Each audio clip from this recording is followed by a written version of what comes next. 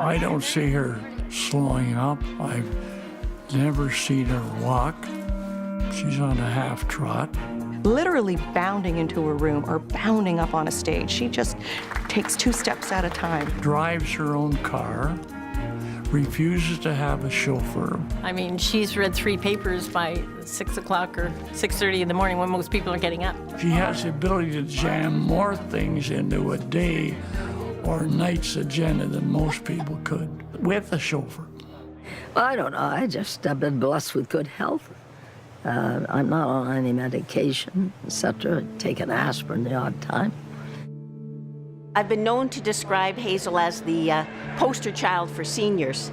It is very unique for someone to be 93 and to be as active as she is and as mentally sharp. Hazel embraces her aging. She's not full of Botox and collagen, hasn't had a facelift, and she carries her age like a badge of honor. Some annuals. One of the normal daily routines of a teenage girl or teenage guy, if they're together or even not together, they just do it. Half the relationships that look like relationships are actually just casual sex. For guys, it's a competition as to who can have the most, who has the most kills, who slept with the most girls. They would watch porn and watch those videos to learn from it and then practice with each other. I just went into the bathroom with my 2 friends and took my top off and took a picture and sent it to him. By the next day, everybody in the school had it. What does it mean that we're bringing up a generation of boys on pornography? This is a massive social experiment we're undergoing now. I don't think we should deny adult entertainment, and use the excuse that kids can see it. It's become commonplace that these adult brands like Playboy that are built around sex are trying to reach 4- and 5-year-olds. This is purely about trying to sell more clothing, more merchandise. Girls that look 15 now, they're actually like 10. Girls just tell a guy they want to have sex and they do.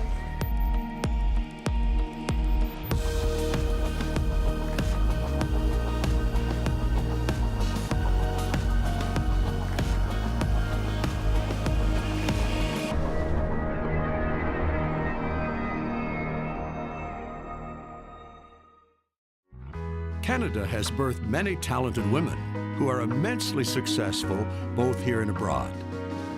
Artists like opera singer Misha Brugger-Gosman. I would say that yes, I always knew that I would be an opera singer. Medical champions like Dr. Jean Chamberlain-Froese, founder of Save the Mothers. Since I've been a young child, I've really felt called to do development work. So even by the time I was 7 or 8 years old, I wanted to be a missionary doctor somewhere in East Africa. And Olympic medalists like speed skater Cindy Clausen. I never, in my wildest dreams, thought I'd end up being a speed skater and competing internationally that way. These 3 women have their roots in the soil of Canada. They're bright, articulate, competitive, and compassionate. The fabric of their lives has been woven together with a personal faith that has sustained them through both their challenges and successes.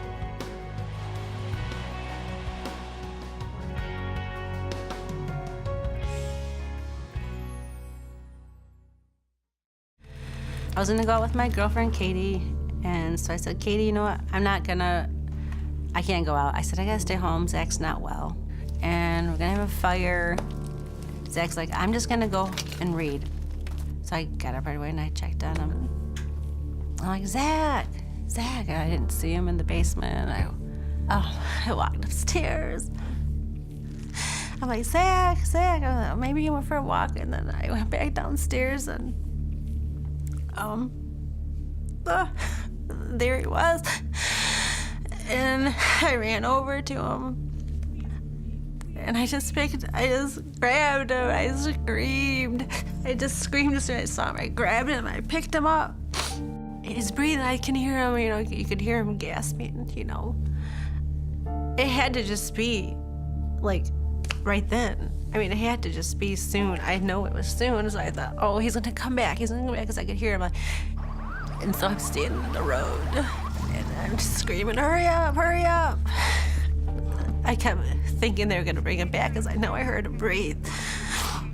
And then they told me that they weren't gonna.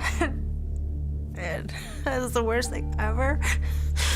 And he's laying on the basement floor, and I just didn't ever want to let him go.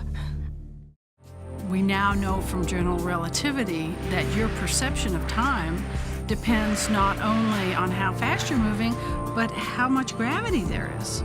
So at the time of the Big Bang, when the universe was so compressed that gravity was so strong, what was a day to them could have been billions of years. Plasma physicist Ian Hutchinson strives to encourage a better understanding about science among Christians. I think the most important thing for the church to realize about science is that there's actually a deep sense in which science is already Christian.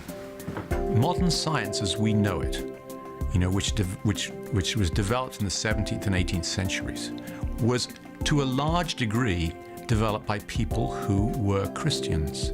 The worldview of the Bible is far from being a drain and drag on science. It's actually a hospitable climate in which science did originally grow up and can still thrive. There's something that the heavens are speaking, in a sense, to us, and it's our job to find out the other things that we can glean by looking at the universe. It's the unique distinctions between science and faith that Jennifer Wiseman often shares with her audiences. So science is a wonderful tool for telling us about the physical world and how the forces of nature operate, how the universe and the world around us has changed over time, and how things like gravity and electromagnetic radiation and all of that works. It's a wonderful tool, but it's not very good for telling us things like, is there a God, and what does God want me to do with my life, and should I make this choice or that choice?